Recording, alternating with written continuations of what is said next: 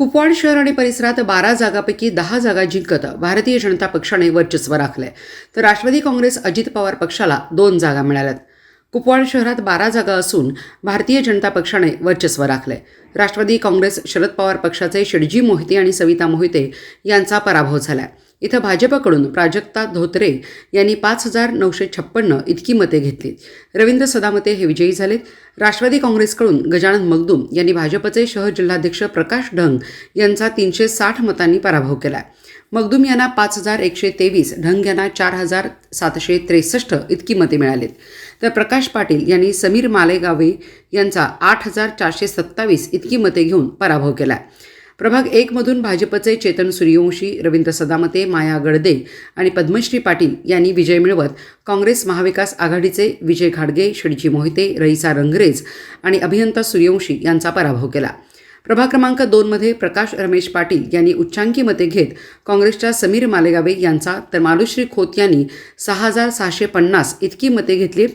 प्रेरणा कोळी यांना 4,273 इतकी मते मिळाले. प्राजक्ता धोत्रे यांनी मागासवर्गीय गटातून माजी नगरसेविका सविता मोहिते यांना 3,846 मते पडले. शिवसेनेच्या अनिता वनखंडे यांनी 3,737 मते पडले, त्यांचा पराभव झाला. प्रभाग क्रमांक 8 मधून मात्र राष्ट्रवादी काँग्रेसच्या विष्णू माने यांनी विजय मिळवला. भाजपचे संजय पाटील यांचा सर्वसाधारण गटातून पराभव झाला, परंतु भाजपच्या ओबीसी गटातून योगिता राठोड, सर्वसाधारण महिलामधून मीनाक्षी पाटील आणि मागासवर्गीय गटातून दीपक वायदंडे हे विजयी झाले. कुपवाड शहरात उमेदवारांच्या विजयाच्या वार्ता कळताच जोरदार जल्लोष करून त्यांच्या समर्थक कार्यकर्त्यांनी फटाक्यांची आतिषबाजी केली. प्रकाश पाटील यांची उघड्या जीपमधून मिरवणूक काढण्यात आली. आता तुम्ही निवडून आला, काय महिलांसाठी काय विशेष करणार आहे तुम्ही? महिलांचे सक्षमीकरण, आपल्या पक्षाचा जो विजन आहे महिलांचे सक्षमीकरण आणि सबलीकरण, या दृष्टीने महत्वाचे जे आपण बचत गटाला प्रशिक्षण, त्यांना नवीन रोजगार उपलब्धी, गरजू महिलांना जे आपल्या ज्या व्यापाराकडे वळणार आहेत त्यांना उचित मार्गदर्शन आणि मदत करण्याचे आम्ही ठरवले. आपला फार मोठा विजय झालेला आहे, आपण काय सांगू शकाल? मी गेली 7 वर्ष या कुपवाड प्रभाग मधील 2 क्रमांकच्या लोकांसाठी मी अहोरात्र झटलो. त्यांच्याशी माझी नाळ जोडली होती. जनतेने मला 7 वर्षाचं फळ दिलं, माझ्यावर विश्वास ठेवला. एवढ्या कमी वयात मला 5,000च्या मतानं निवडून दिले. जनतेचे उपकार कधीच विसरू शकत नाही. पुढची 5 वर्ष मी जनतेचे माझ्यावर केलेल्या उपकाराची उतराई करण्यासाठी मी सदैव कटिबद्ध राहील. आणि आमचा गड आला पण सिंह गेला.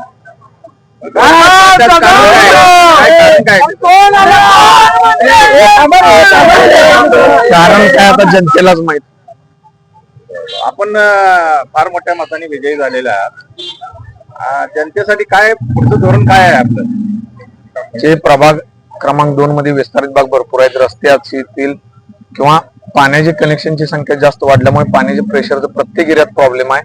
ते पाण्याच्या टाक्या वाढवण्यासाठी, तो पाण्याचा प्रश्न मिटवण्यासाठी आता ड्रेनेज योजना तर तुम्हाला चालू आहे माहिती. ती ड्रेनेज योजना झाल्यानंतर जिथे जिथे खराब रस्ते होणार आहेत ते रस्ते दुरुस्त नवीन करून घेण्यासाठी कटिबद्ध आहे.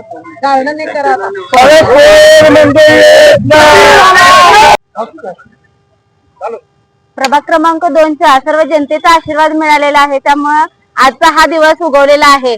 मी सर्वांची सर्वप्रथम आभारी आहे. त्याचबरोबर ह्या सर्व कामामध्ये पृथ्वीराज बाबा पाटील असतील, त्यानंतर खाडे भाऊंचं पूर्ण कुटुंब असेल, त्यानंतर गाडगे भाऊंचं पूर्ण कुटुंब, यांचं सगळ्यांचं सहकार्य लाभलेलं आहे. त्यामुळे हा दिवस उगवलेला आहे. त्यासाठी मी सर्वांचीच आभारी आहे. जनतेने दाखवलेला आहे धनाच्या ताकदीपेक्षा प्रेमाची, माणुसकीची ताकद सगळ्यात मोठी आहे. त्यासाठी मी सर्वांची खूप खूप आभारी आहे. महिलांसाठी विशेष काय काम करणार आपण? महिलांच्यासाठी विशेष, महिलांना गृह उद्योगाची जास्त गरज आहे. आपल्या एमआयडीसी वर्ग असल्यामुळे जास्तीत जास्त महिला एमआयडीसी मध्ये कामाला जातात, पण थोड्या लोकांना शक्य होते, थोड्या भगिनींना माझ्या शक्य होत नाही. त्यांच्यासाठी मी सर्वप्रथम काम करण्यास इच्छुक आहे. तुमचा मुलाचा विजय झालेला आहे, पण आजपर्यंत तुम्हाला काही इलेक्शन जिंकता आलेलं नाही, परंतु पहिल्याच प्रयत्नात मुलानं इतक्या मोठ्या मताने विजय मिळवलेला आहे. तुमची प्रतिक्रिया काय? वार्ड नंबर 2 मध्ये माझा मुलगा प्रकाश रमेश पाटील हा उभा राहिलेला होता. मी नगरपालिकेला 14 मतानं पडलो होतो.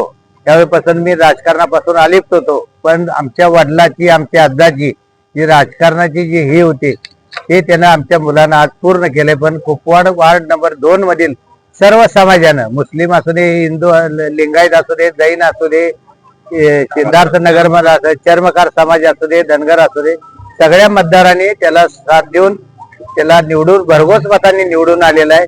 सगळ्या समाजाची वार्डातली सगळी कामं करायला त्यांना आश्वासन दिले, ते पूर्ण त्यांना करावं एवढीच माझी इच्छा मुलाखंड आहे.